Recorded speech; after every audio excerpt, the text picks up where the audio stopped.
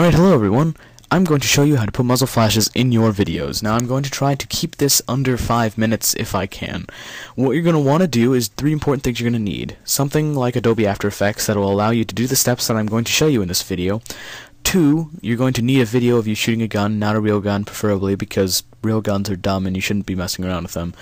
3, muzzle flash image. Now what you're going to want to do is Google an image, and you're going to want that image on a black background. Otherwise, what I'm going to show you isn't going to work.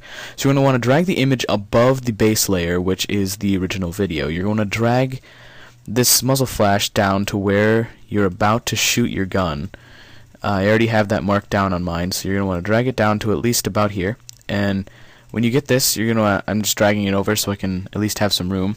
What you want to do is go down to this mode bar over here, this drop down list, and go to select screen instead of normal. And this is why you're going to want it on black, otherwise it will not do what I just did.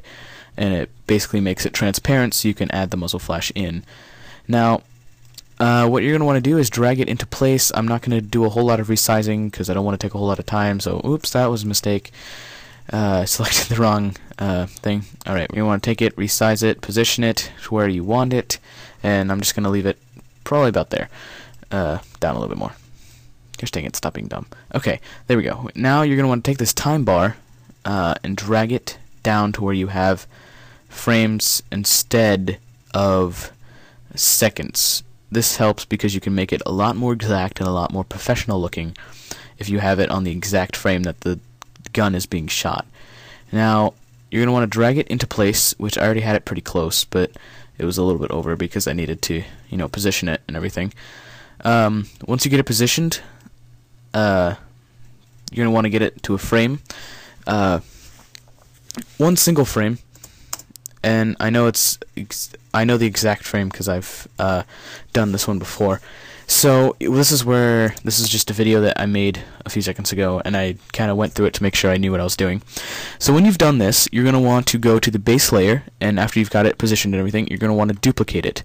After you've duplicated this layer, you're going to want to go to normal, and instead of normal, or the drop down menu, and you're going to click add. This is going to make it to where you can mask out certain parts of the frame. Now you're going to want to select G, or just go up here to the pen tool. And you're going to want to take the masking tool, or the pen tool, and mask out the certain parts of the video that would be affected by the muzzle flash. So I'm just going to kind of, lightly do some things here. It's not going to be perfect because I'm just kind of trying to keep this quick and simple to explain. So yeah, here we go. So there, you got that. Now you're going to want to take the masking tool and you're going to want to go around the muzzle flash image or where the muzzle flash is, and add the masking there as well, because that's where it's going to be. So now you want to drop down the layer where you've clicked add and go to transform. Now you want to go to opacity and click the little stopwatch to add a keyframe. As you've added a keyframe, this is going to depict where you're putting the lighting in to make it more effectable. Now, just before the frame, this helps it be more exact. Just before the first keyframe, you're going to want to go down here, and instead of clicking the stopwatch again, go to the opacity and drag it down to 0. This is showing that before it goes off, it's at 0, and as it goes off, it is high. Now, after that, you're going to want to drag it to 50%. It makes it a little bit more nice looking and a little bit cleaner to make it kind of die down. Fourth frame, drag it down to 0%. So now you can see that it's kind of gone off and went down, and I think I was a little ahead of myself with the frame there, but whatever, it's close enough. Alright, now that you've done this, you're going to want to go and close this out and go to your masks. And now you're going to want to select all of the masks ahead of time, so you only have to do this once, and go to the feathering, or the pixels right here. You're going to drag it over to at least between somewhere 70 and 90 pixels to kind of get a realistic, nice look to it, instead of just the glowy type where you could see that it was masked. And you want to go to the fourth mask, or for me it was 4. You want to drag the feathering way up. It's the mask around the muzzle flash, because that is where it'll look the most bright and profuse, I guess you could say. Profuse isn't even the right word, but you know what I'm saying. So after you've done this, you can close out of it. You can like make it smaller. Click out of the layer, and you can kind of go over it and see if it looks nice. If it does, good. If it doesn't, tweak it until it looks good to where you want it. Another thing you can add is smoke, which I don't really have. I'm going to leave a link in the description to a website where you can get a little bit more detailed muzzle flashes to put into your videos. When you're done doing all the editing, you're going to want to go to Composition and Add to Render Queue.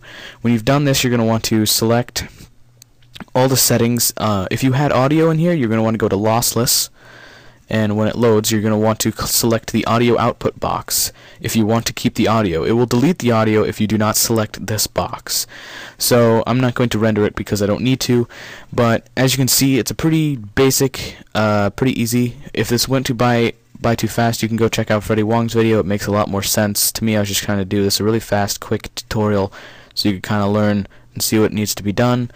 So yeah, that's basically it. And then you can, drag the time bar back out, whatever you want to do, tweak it a little bit more, make it to where you think it looks nice. So yeah, that's basically it. Leave a like if this video helped you out a little bit.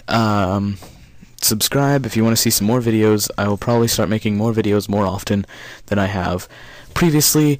So thanks for watching, and have a great day.